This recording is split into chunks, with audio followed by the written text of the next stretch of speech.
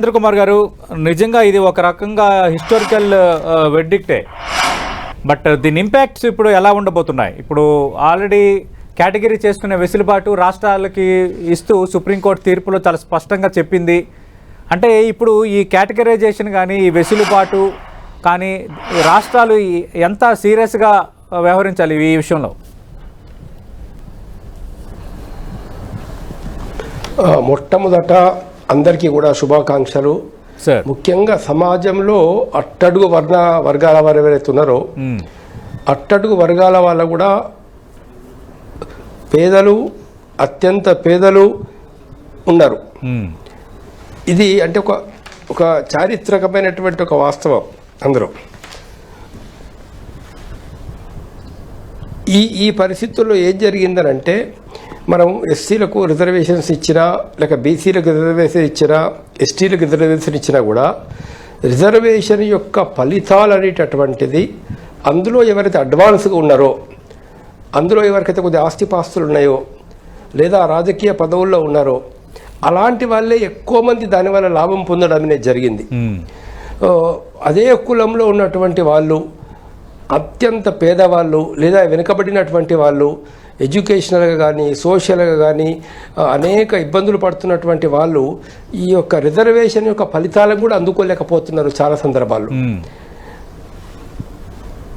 అలాంటిదే వీళ్ళు చేసినటువంటి, ఇప్పుడు మన ఈ మాదిగ వాళ్ళకు సంబంధించినటువంటిది లేదా మందకృష్ణ మాదిగ వాళ్ళు చేసినటువంటి ఒక పోరాటం యొక్క అంతరార్థం వాస్తవంగా చెప్పాలంటే లక్ష్యం.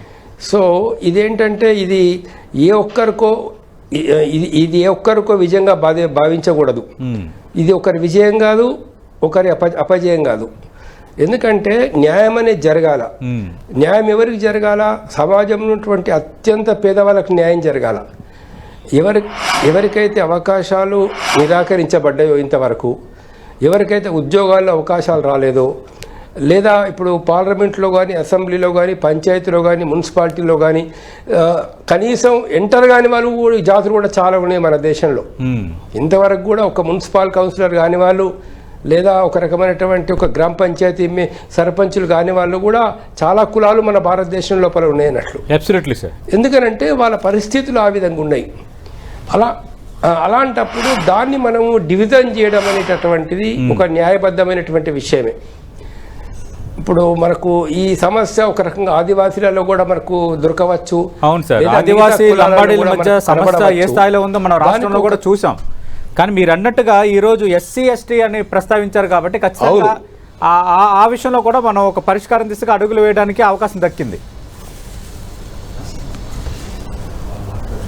అవును, అంటే ఒక విషయం ఏంటంటే న్యాయం జరగాల. ఇప్పుడు రిజర్వేషన్ ఫలితాలు అందాలా?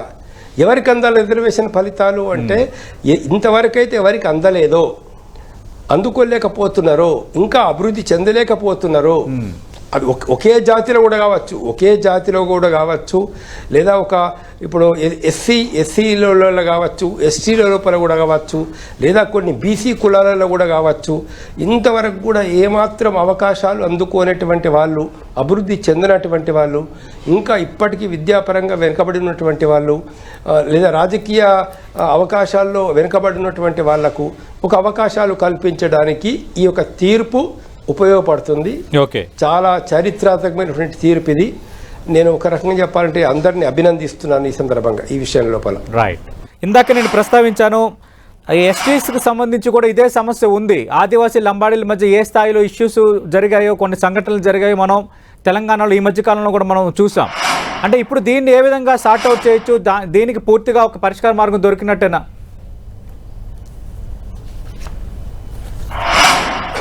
అంటే దొరుకుతుందని మనం ఆశిద్దామండి. ముఖ్యంగా ఏంటంటే ట్రైబల్స్ల లోపల ఇప్పుడు గోండులు ఉన్నారు, కులాములు ఉన్నారు. అదేవిధంగా ఏతుందో ఇప్పుడు ఈ లంబాడీలను అందులో చేర్చారు. తర్వాత ఇట్లా రకరకాల, అంటే లంబాడీలలో కూడా రకరకాలైనటువంటి ఒక వర్గాలు ఉన్నాయి అందులో. వీళ్ళల్లో కులాములు చాలా వెనుకబడిన వాళ్ళు, అదేవిధంగా కోయలు కూడా చాలా వరకు వెనుకబడిన వాళ్ళు. ఇప్పుడు లంబాడీలు ఎందుకెళ్ళి మనకు గోండులను పోల్చుకున్నా కూడా గోండుల కంటే లంబాడీలు కొంత అడ్వాన్స్గా ఉన్నటువంటి పరిస్థితి మనకు కనబడుతున్నది. ఇవాళ ఉద్యోగాల్లో కానీ మిగతా సందర్భాల్లో కానీ.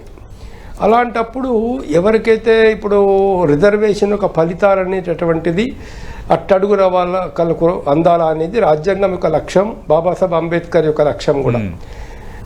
ఇవాళ ఆ లక్ష్యం మనము నెరవేరాలనంటే ఆదివాసీలలో కూడా ఎవరైతే చాలా వెనుకబడి ఉన్నటువంటి వాళ్ళు ఉన్నారో, కోయలు కానీ లేకపోతే మనకు ఒక రకంగా గోండ్స్లలో కొన్ని వర్గాల వాళ్ళకు చెందినటువంటిది, వీళ్ళందరికీ కూడా మనకు అవకాశాలు కల్పించడానికి ఈ యొక్క సుప్రీంకోర్టు తీర్పు మనకు ఉపయోగపడుతుంది. సుప్రీంకోర్టు తీర్పు ఏంటంటే ఎవరెవరికి ఎట్లా ఎంత ఉంది, ఇప్పుడు గోండ్లకు ఎంత ఉంది, లంబాడీలకు ఎంత ఉంది, కులాంలకు ఎంత ఉంది, కోయలకు ఎంత ఉంది, ఈ రకరకాలైనటువంటి ఆదివాసీలో ఉన్నటువంటి వివిధ వర్గాలకు కూడా ఎవరికి ఎంత లాభాలు వచ్చినాయి, ఎవరు ఎంత ప్రయోజనం పొందినారు, ఎవరు ఇంతవరకు ఏ ప్రయోజనం పొందలేకపోయినారు, మరి వాళ్ళకి ఎలాంటి అవకాశాలు కల్పించాలా అనేటటువంటి విషయం ఒక మంచి ఈ సుప్రీంకోర్టు తీర్పు వల్ల వాళ్ళకు కూడా న్యాయం చేయడానికి అవకాశం అనేది దొరుకుతుంది. ఓకే, అంటే అత్యంత వెనుకబడిన వాళ్లకు, అవకాశాలు రానటువంటి వాళ్లకు, వాళ్ళు ఎస్టీలైనా ఎస్సీలైనా లేక బీసీలైనా ఎవరైనా కూడా అలాంటి వాళ్లకు అవకాశాలు కల్పించడానికి ఇది లెజిస్లేచర్కు అంటే ప్రభుత్వాలకు, రాష్ట్ర ప్రభుత్వాలకు ఈ సుప్రీంకోర్టు తీర్పు ఉపయోగపడుతుందంట. ఆ విధంగా చేస్తే కనుక అక్కడ కూడా ఒక సరి అయిన విధానాలు, సరి అయిన పద్ధతులను అనుసరించి సరైన క్రైటీరియా డిసైడ్ చేసి ఆ సరైన క్రైటీరియా ప్రకారంగా చేయాల్సినటువంటి అవసరం ఉంటుంది అన్నట్లు. ఇప్పుడు ఏదైతే క్రిమి లేయర్ బీసీస్లలో ఉన్నటువంటి విషయం మీ అందరికి తెలిసే.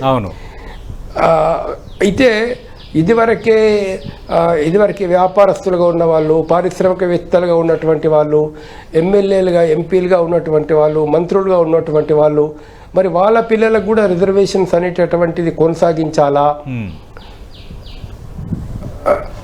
లేదా ఒక రెండు తరాల నుంచి రిజర్వేషన్ బెనిఫిట్ పొందినటువంటి వాళ్ళకు, లేదా ఐఏఎస్ ఐపీఎస్ వాళ్ళ పిల్లలకి, అంటే ఇప్పుడు వాళ్ళకు కనుక ఫార్వర్డ్ క్యాస్ట్ వాళ్ళతో కాంపిటీషన్ ఉంటే దట్ ద డిఫరెంట్ ఇష్యూ.